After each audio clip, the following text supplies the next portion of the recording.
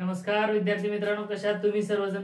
जे काही तुम्ही आतुरतेने वाट पाहत होतात ते आज स्कॅन आलेला आहे आणि आज एक्झॅक्टली सिलेबसला चालू केलेला आहे. आणि तो सिलेबस कोणाचा आहे? इलेक्ट्रिकल सर्किट अँड नेटवर्क जो काही सब्जेक्ट आहे इलेक्ट्रिकल थर्ड सेमिस्टरला, तो जो काही विषय आहे ते आज मी तुमच्यासाठी खास घेऊन येतोय. मग त्यामधला पहिला युनिट आहे आणि पहिल्या युनिटचे काही बेसिक गोष्टी आहेत ते आपण सगळे शिकलेले आहेत. मग तिथं रेजिस्टन्स असेल, इंडक्टन्स असेल आणि कॅपॅसिटन्स असेल किंवा ओहम्स लॉ असेल, हे काही सर्व काही गोष्टी आहेत. हे सर्व गोष्टी मी तुम्हाला बेसिक मध्ये शिकवलंय आणि आज एक्झॅक्टली आपल्याला सिलेबसला चालू करायचं आहे. मग सिलेबस मध्ये काय काय बघा. पहिला युनिट आहे single phase AC series circuit. आता सिंगल फेज कुठं असतो? जेव्हा आपल्या घरामध्ये काय येतो रे? आपल्या घरामध्ये कुठला सप्लाय येतो? सिंगल फेज या थ्री फेज? Single phase. मग सिंगल फेज येत असेल तर सिंगल झाला ना सर. मग दोन काय बरं? मग दोन वायर येतात आपल्या घरामध्ये. मग ते दोन वायर कोणत्या आहेत? एक आहे त्यामधला फेज आणि एक आहे न्यूट्रल. कारण रिटर्न जाण्यासाठी काहीतरी रस्ता लागतो आणि सर्किट कंप्लीट होण्यासाठी 360 डिग्री लागतात. मग ते इलेक्ट्रिकलच्या भाषेमध्ये 2 पायला जेव्हा जात असतो तेव्हा एक सायकल कंप्लीट होत असतो. मग 2 पाय रेडियन झाला. मग ते आपण वेव्हफॉर्म मध्ये सुद्धा व्यवस्थितरित्या मी सांगितलेलं आहे. मग ते व्हिडिओ बघितला नसेल तर त्याची लिंक या व्हिडिओच्या डिस्क्रिप्शन बॉक्स मध्ये आहे, तिथे जाऊन तुम्ही बघू शकता. ओके. मग बघा आता एसी सर्किट काय असतो. आता एसी सर्किट म्हणजे काय? ज्या ठिकाणी एसी सप्लाय आहे, अल्टरनेटिंग सप्लाय आहे, त्या ठिकाणचा जो काही एसी सिरीज सर्किट आहे ते आपण शिकणार आहोत. मग यामध्ये काय काय येत असतं? रेजिस्टन्स तर कंपल्सरीच आहे आणि त्यानंतर एसी मध्ये येत असतो इंडक्टन्स आणि कॅपॅसिटन्स. हे 3 पॅरामीटर येतात. ओके. काय काय येतं? रेजिस्टन्स, इंडक्टन्स आणि कॅपॅसिटन्स. जिथं एसी आहे तिथं रेजिस्टन्सही असतो, कॅपॅसिटन्सही असतो आणि इंडक्टन्सही असतो. मग आता आपल्याला 1 बाय 1 घ्यायचं आहे. मग पहिल्या पार्ट मध्ये, पहिल्या युनिटचा पहिल्या पोर्शन मध्ये आहे resistance with inductance are connected in series with AC supply, ते बघायचे आपल्याला. ओके. मग आता हे बघा, एक सर्किट काढलेले आहे. काय? एक सर्किट काढलेले आहे. मग या सर्किट मध्ये तुम्हाला 2 पॅरामीटर दिसतात. मग ते 2 पॅरामीटर कोणते? एक आहे रेजिस्टन्स आणि एक आहे इंडक्टन्स. आणि इथून जाणारा जो एसी सप्लाय आहे तो या ठिकाणी फक्त आय दिसतोय. फक्त काय दिसतोय? आय. म्हणजे आय ला जाण्यासाठी एकच रस्ता आहे, म्हणजेच त्या सर्किट मध्ये करंट सेम फ्लो होत असतो, बट व्होल्टेज इज डिफरंट. मग व्होल्टेज इज डिफरंट म्हणजेच काय? या ठिकाणचा व्होल्टेज वेगळा आहे, या ठिकाणचा व्होल्टेज वेगळा आहे आणि करंट जाणारा सगळ्यातून सेम आहे. मग आता सर हे व्होल्टेज आपल्याला काढायचं असेल पूर्ण सर्किटचं तर कसं करणार? बघा, डीसी सर्किट मध्ये व्होल्टेज काढणं सोपं आहे, कारण त्या ठिकाणी केव्हीएल जर वापरला तर त्या ठिकाणी सांगता येतो आपल्याला जेवढं काही सर्किटचा व्होल्टेज आहे तो इक्वल टू, म्हणजे सर्किटला दिलेला voltage equal to the algebraic summation of drop of circuit. हे कसं असतात? सेम.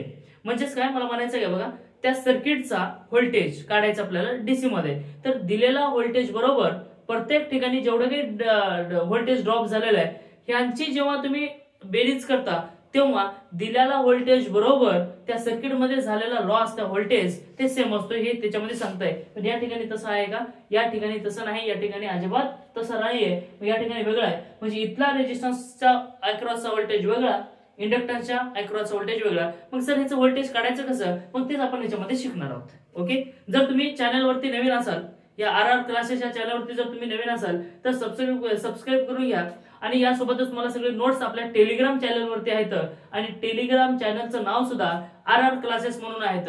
सगळे नोट्स त्या ठिकाणी तुम्हाला प्युअर भेटेल. आणि तुम्ही जर पॉलिटेक्निकला असाल तर फक्त जेवढे मी नोट्स देतो तेवढे प्रत्येक सब्जेक्टचे देतोय. मग ते जर तुम्ही केलात तर आरामात पास होता, काही अडचण नाही. आणि सोप्या, गावरान आणि साध्या भाषेमध्ये मी देणार आहे. असं एकदम टेक्निकल भाषा वापरणार नाही, कारण आपण खेड्यापाड्यातले विद्यार्थी आहोत.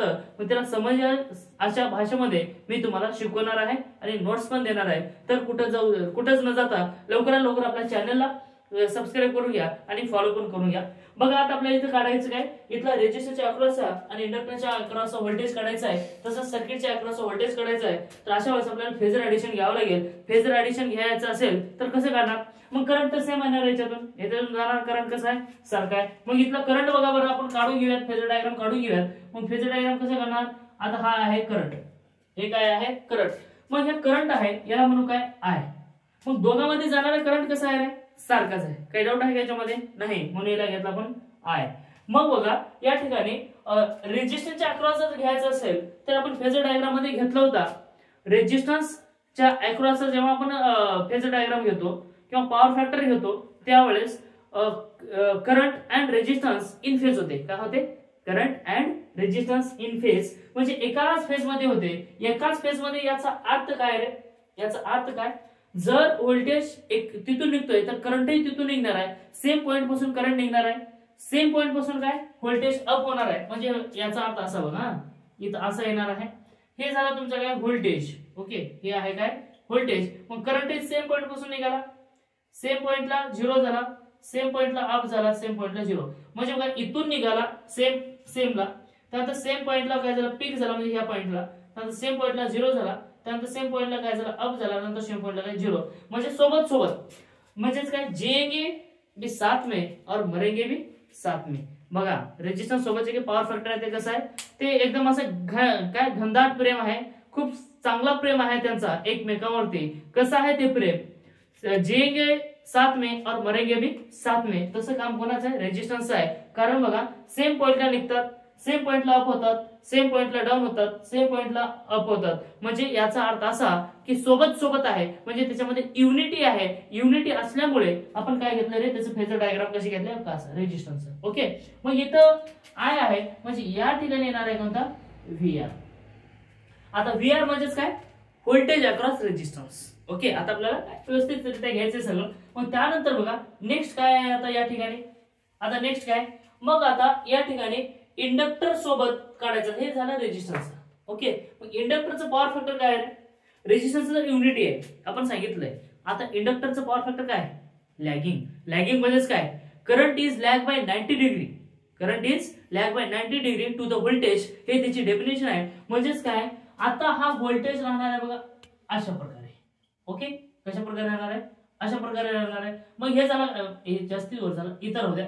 म्हणजे काय? हे व्हीएल झालेलं आहे. म्हणजे याचा अर्थ असा, सर करंट तर खाली होतं, तुम्ही तर वर घेताय. आता बघ हे करंटला आपल्याला खाली घ्यायचं, रेफरन्स मानला आपण, कारण व्होल्टेज आणि रेजिस्टन्स आणि इंडक्टर मध्ये जाणार करंट सारखं म्हणून आपण रेफरन्स घेतलाय. ह्याला जर तुम्ही असं क्रॉस जर केलात, असं फिरवलात तर व्होल्टेज असा आणि करंट इथे येते की नाही बघा बरं? येतंय. म्हणजेच काय? 90 डिग्री लॅग झालेला आहे. या ठिकाणी किती आला? या ठिकाणी 90 डिग्री येतो. ओके, मग आता सर याची फेजर ऍडिशन काढायचं आहे. मग फेजर ऍडिशन काहीच करायचं नाही. हे बघ इथं आहे ना, याच्या टोकापासून डायरेक्ट असं पॅरलल लाईन घ्या. याला पॅरलल लाईन म्हणजे याला पॅरलल, आणि इथून घेत असताना याला पॅरलल घ्यायचं. पॅरलल म्हणजे काय? सोबत सोबत. या ठिकाणी असं घ्या, असं. ज्या ठिकाणी इंटरसेक्ट होतो तिथून लाईन मारायची आहे. ज्या ठिकाणी इंटरसेक्ट होतो त्या ठिकाणी काय करा? लाईन मारून घ्या. असं लाईन जर मारून घेतलं तर याला म्हणायचं व्ही. हे झालं आपलं total voltage of across the circuit. Total voltage of across the circuit म्हणजे या सर्किटच्या अक्रॉस व्होल्टेज होणार आहे हे, आणि याला म्हणायचं फेजर ऍडिशन. ओके सर, आता कुठंतरी समजलाय. आता याच्या पुढे सांगा. आता बघा याच्या पुढे याच्यावरून काढता येते का रे? काढता येणार नाही. आता आपल्याला काय करावं लागेल? राईट अँगल ट्रायंगल घ्यावं लागेल. आता आपल्याला काय? Right angle triangle. मग बेसला कोण आहे बघा बरं? बेसला कोण आहे? हा घ्यायचं का? हे झाला बेस. मग बेसला कोण आहे? कोण आहे? V R.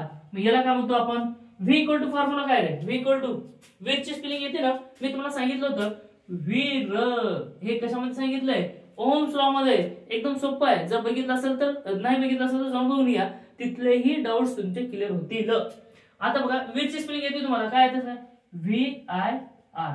ओके, मग ह्याच्यामध्ये काय करायचं? Equal to ohm was a veer person, we are a VIP person. हे आपण सांगितलेलं आहे त्याच्यामध्ये. ओके, मग ते एक ट्रिक आहे, ते ट्रिक जाऊन बघून घ्या तुम्ही. V equal to I into R आहे. पण बघा या ठिकाणी काय? व्ही इक्वल टू काय येणार आहे? V equal to I into R. म्हणजे ड्रॉप ऑफ व्होल्टेज. कोणाच्या अक्रॉसचा ड्रॉप आहे? हा रेजिस्टरच्या अक्रॉसचा. मग त्यानंतर आता इंडक्टर बघा. इंडक्टर कुठून आहे? आरच्या जवळ येणार आहे. हा ओके, हे आला तुमचा काय? इंडक्टर. हे आलं काय? इंडक्टर. मग या ठिकाणी काय येणार तुमचा? व्हीएल. मग व्हीएल च्या अक्रॉस व्होल्टेज जर काढायचं असेल तर या ठिकाणी करंटला अपोज करणारा कोण आहे? एक्स. एक्स म्हणजे कोण? जे आपल्याला सोडून गेली ती एक्स नाही, इथली एक्स. एक्स म्हणजेच काय? रिॲक्टन्स. नाहीतर मग तुम्ही सोडून गेलेल्याच्या आठवणीमध्ये रडत बसाल, तसे करू नका. इकडे बघा. ओके, व्हीएल म्हणजे काय? व्हीएल म्हणजे काय?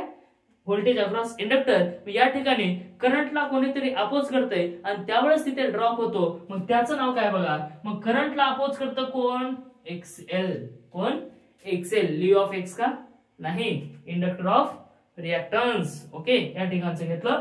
मग त्यानंतर आता ह्याची आता फेजर ऍडिशन करायची आहे. मग फेजर ऍडिशन करत असताना याला दोघांना काय करायचं, असं या ठिकाणी जॉईंट करून घ्या आणि याला म्हणायचं व्ही आणि व्ही इक्वल टू, मग टोटल व्होल्टेज मध्ये काय येतो, जेव्हा रेजिस्टन्स अँड रिएक्टन्स एकत्र येतात. कोण कोण, रेजिस्टन्स अँड रिएक्टन्स. आता रिएक्टन्स म्हणजे कोणता, इंडक्टिव्ह असेल किंवा कॅपॅसिटिव्ह असेल. दोन रिएक्टन्स आहेत आपल्याकडे, कोणते कोणते, एक इंडक्टिव्ह रिएक्टन्स आणि दुसरा कॅपॅसिटिव्ह रिएक्टन्स. तुमचा इंडक्टिव्ह रिएक्टन्स का असे ना किंवा कॅपॅसिटिव्ह रिएक्टन्स का असे ना, यावेळेस काय घ्यावं लागेल तुम्हाला, झड येत असतो. रेजिस्टन्स सोबत जर रिएक्टन्स असेल, कुठलाही असेल, ते कॅपॅसिटिव्ह असेल किंवा इंडक्टिव्ह असेल, काही घेणं देणं नाही. पण जेव्हा रेजिस्टन्स सोबत रिएक्टन्स असतो त्यावेळेस तिथे इम्पिडन्स तयार होत असतो आणि ते इम्पिडन्स टोटल व्होल्टेज मध्ये येतो. फक्त त्याच्या अक्रॉस, म्हणजेच काय, इंडक्टरच्या अक्रॉस किंवा रेजिस्टन्सच्या अक्रॉस येत नाही, तर टोटलच्या अक्रॉस येतो. मग तो किती झाला, V equal to I into Z. आता आय इंटू झड म्हणजे काय रे, आता आय म्हणजेच करंट. प्रत्येक सर्किटचं करंट सेम आहे म्हणून प्रत्येक वेळेस बघा आय घेतलंय, आय घेतलंय, आय घेतलंय, प्रत्येक वेळेस काय आय आहे, कारण या सर्किट मध्ये जाणारा करंट कसा आहे, सारखा आहे, म्हणून त्याला रेफरन्स म्हटलंय आपण. ओके, मग हे झालं तुमचं काय, राईट अँगल ट्रायंगल झालेलं आहे. मग आय इंटू झड म्हणजे काय झालं, इम्पिडन्स. बघा वाटल्यास आपण शेवटी लिहून देतो, काही टेन्शन नाही. मग आता जेव्हा काढायचं का आपल्याला, इथला झडचा फॉर्म्युला काय येईल ते काढायचं आपल्याला, कारण करंट आपल्याला माहिती असतो, झड माहिती असतो का, माहिती नसतो. मग झड कुठून काढायचं, याच्यावरून झड काढायचं असतो. मग बघा व्ही आता आपल्याला काढायचं आहे. तुम्हाला पायथागोरस थेरम माहिती आहे का रे, पायथागोरस थेरम तुम्ही शिकला असेल 9वी 10वीला, पायथागोरस थेरम.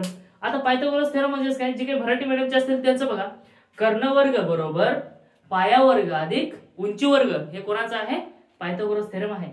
तसंच जे काही इंग्लिश मीडियमचे किंवा सेमीचे असतील त्याचं hypotenuse square equal to base square plus height square. शिकले ना, मजा आली ना. हा, त्याच्यावरून काढायचं आपल्याला कसं. आता बघा झड इथं बेसिक आहे, आतापर्यंत मला माहिती नव्हतं इम्पिडन्स काय असतंय. मी सगळं व्यवस्थित सांगणार आहे, कुठंच जायचं नाही, इथंच राहायचं आणि तुमच्या खोपडीमध्ये, तुमच्या भेजामध्ये जाईल असं मी शिकवणार आहे.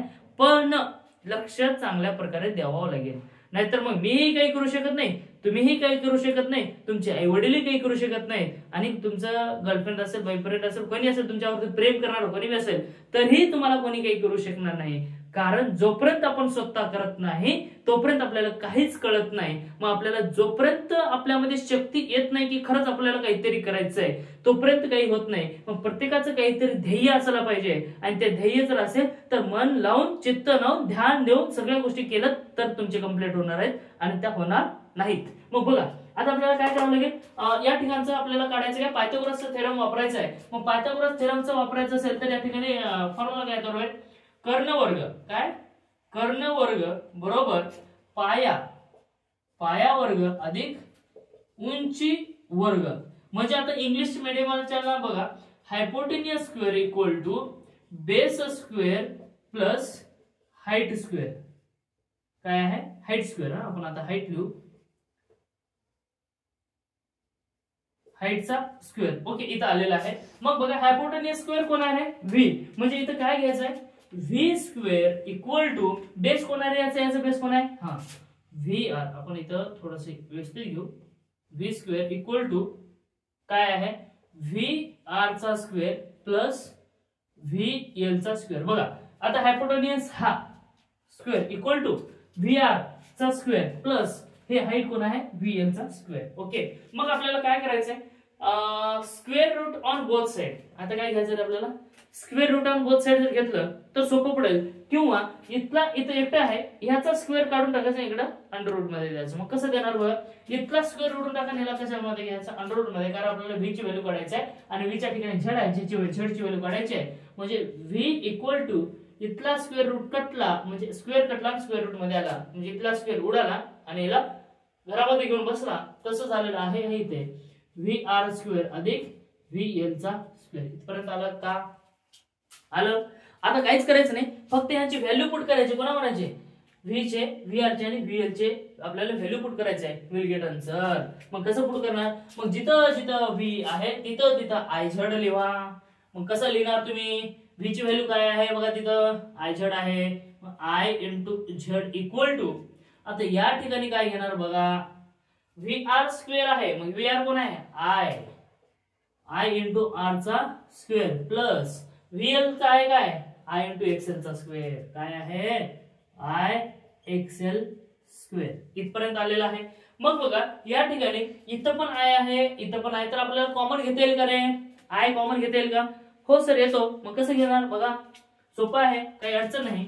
मग घ्या आय झड इक्वल टू, आता हे आय आणि हे कॉमन घ्या, म्हणजे कॉमन जर घेतलं तर कसं येईल, ब्रॅकेटच्या बाहेर घ्या आय चा स्क्वेअर इंटू आय चा स्क्वेअर इंटू, आता इथं बघा काय ना आय चा square into R square plus plus, आता इथला आय बाहेर आलेला आहे, इथला आय काय बाहेर आलाय म्हणजे तर राहिले काय एक्सेल चा स्क्वेअर. ओके इथपर्यंत आलं. मग बघा आता या आयला अंडर म्हणजे काय करू आपण, याला सेपरेट अंडर रूट घेऊन टाकू किंवा ह्याला डायरेक्ट इकडे घ्या, कारण हे मल्टिप्लिकेशन असल्यामुळे या ठिकाणी आपल्याला सेपरेट अंडर रूट घेता येत असतो, काही अडचण नाही. कारण हे मल्टिप्लिकेशन मध्ये आहेत म्हणून या ठिकाणी अंडर रूट सेपरेट घेता येत असतो. जर ते ऍडिशन किंवा सबट्रॅक्शन मध्ये राहिले असते तर अंडर रूट आपल्याला सेपरेट घेता येत नाही. मग इथं काय आहे, इथं दोघं करणे येतं मल्टिप्लाय मध्ये आहेत म्हणून आपण अंडर रूट सेपरेट घेऊ. मग सेपरेट कसं घ्यायचं बघा, I into Z equal to under root of, बघा हे आय स्क्वेअर प्लस नाही याच्यामध्ये इंटू आहे. ओके काय इंटूच आहे, आपण डायरेक्ट असं घेऊ इंटू. ओके इंटू आलाय, इथं काय आहे under root of R square plus X L चा स्क्वेअर आलं का रे. बघा ह्याचं सेपरेट आणि ह्याचं सेपरेट. ओके सर आता मजा येईल, खूप भारी मजा येईल, समजायलाच पाहिजे बेटा. बघा आता हे अंडर रूट कटला आणि हे स्क्वेअर कटला म्हणजे राहिले काय I into Z equal to I राहिले इथं ओनली इंटू नाही into R square plus X L चा स्क्वेअर. नाहीतर कुठला पिंटू आला म्हणसाल तुम्ही, पिंटू नाही इंटू आहे.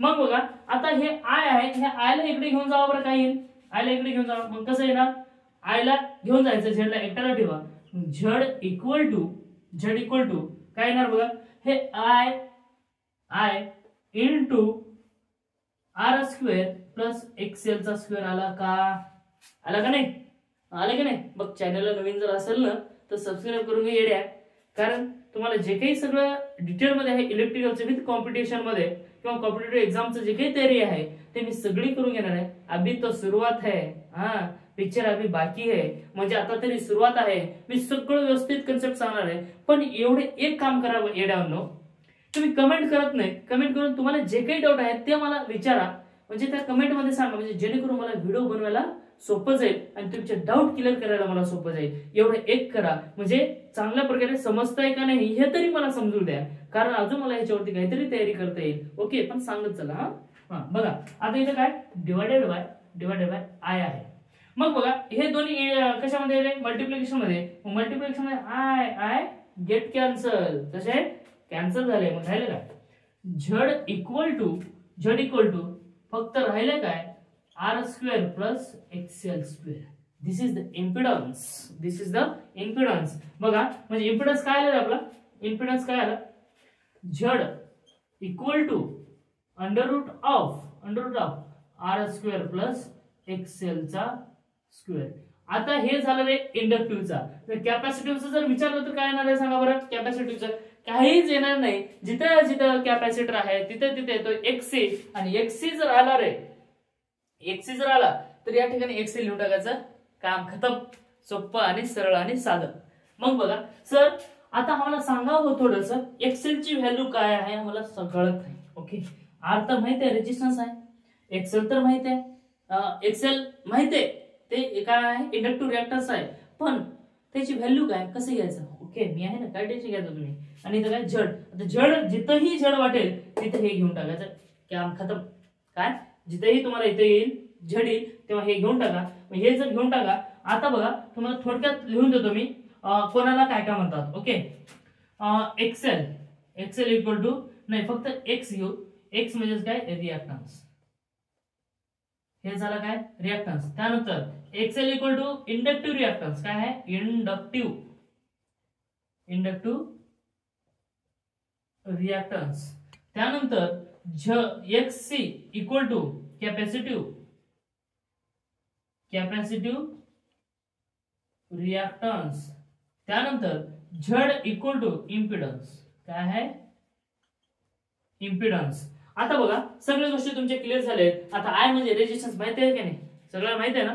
फक्त बघा एवढं लक्षामध्ये ठेवा, इंडक्टिव्ह रिॲक्टन्स असो, रेजिस्टन्स असो, इम्पिडन्स असो, कॅपॅसिटिव्ह रिॲक्टन्स असो, हे सगळे ह्या करंटला अपोज करण्यासाठी बसलेत बिचारा. कारण करंट सोबत काहीतरी खटकलंय. बघा कसे आहेत, आपलंही आपल्यामध्ये जर कोणासोबत खटकलं ना तर प्रत्येक गोष्टीला अपोज करण्याचं काम करतो की नाही त्यांना. तसंच आहे ह्या रेजिस्टन्सने, इम्पिडन्सने, इंडक्टिव्ह रिॲक्टन्सने, ह्या कॅपॅसिटिव्ह रिॲक्टन्सने सगळ्यांनी एकच ठरवलंय की ह्या करंटला पुढे जाऊ द्यायचं नाही, करंट अडवायचं. हे गोष्टी कोण करतात? हे तसेच राहतात. आपल्यालाही अडवणारे खूप असतात. जेव्हा तुम्ही पुढे जाताय ना, तुमचे पाय पकडून खेचणारे खूप असतात. मग पाय पकडून खेचलं मग थांबायचं का? थांबायचं नाही. बिचारा हे एकटा बघा करंट कितीही त्याचे पाय पकडून खेचले तरी तर थांबतोय का रे? ते थांबत नाही. त्याचा रस्ता पूर्ण कंटिन्यू चालत राहत असतो आणि आपल्याला प्रकाश देत असतो. तसंच आपणही चालत राहायचं आणि कोणाला तरी प्रकाश द्यायचा आहे. ते कधी होणार आहे? जेव्हा तुम्ही तुमच्या पायावरती थांबाल, जेव्हा तुमची मेहनत कराल. आणि कोणीतरी अपोज करताय म्हणून त्याच्या नादाला लागत बसायचं नाही. ते म्हणतात ना, हत्ती चले बाजार तो कुत्ते भुके हजार. बरोबर आहे ना? हत्ती चले बाजार तो कुत्ता भुके हजार. कितीही कुत्रे भुकत राहिले तरी आपल्याला थांबायचं का? थांबायचं नाही. थांबायचं नाही गड्या, आता थांबायचं नाही. कुठपर्यंत थांबायचं? जोपर्यंत आपल्याला सरकारी जॉब लागत नाही तोपर्यंत थांबायचं नाही. मग त्यासाठी तुम्हाला मेहनत मात्र करावी लागेल. आणि कुठेही जर गेला तर मेहनत तरी करावी लागेल. नाहीतर असं जे एक्स म्हणलो ना तुम्ही, एक्सच्या मागे जर पडलो रे तुम्ही, तर ते एक्स बिचारी कोणाचं लग्न करून घेऊन जाते आणि तुम्ही त्याच्या आठवणीत रडत बसता, आठवणीत सगळे गमावून बसता. नाहीतर असं होऊ नये. ते काहीतरी म्हणतात, ते आपण काही सांगायची गोष्ट नाही. हे इथपर्यंत आलेलं आहे. मग याच्यामध्ये बघा कुठे काही डाऊट्स आहेत का? बरं, तुम्हाला एक सांगायचं राहिलं. एक्सेल आणि एक्सची व्हॅल्यू काय? ओके, एक्सेल इक्वल टू आपल्याला घ्यायचं आहे 2πfl. आता या ठिकाणी ओमेगा इक्वल टू काही ठिकाणी असंही घेतात असतं, X L equal to omega L, कारण ओमेगाची व्हॅल्यू आहे 2πf. ओके, मग या 2πf ला ठिकाणी ओमेगा लिहू शकता. xc equal to 1/2πfc. मग पाय म्हणजे काय आहे? ते कॉन्स्टंट आहे. आणि एफ म्हणजे काय? फ्रिक्वेन्सी आहे. आणि सी म्हणजे कॅपॅसिटन्स, एल म्हणजे काय?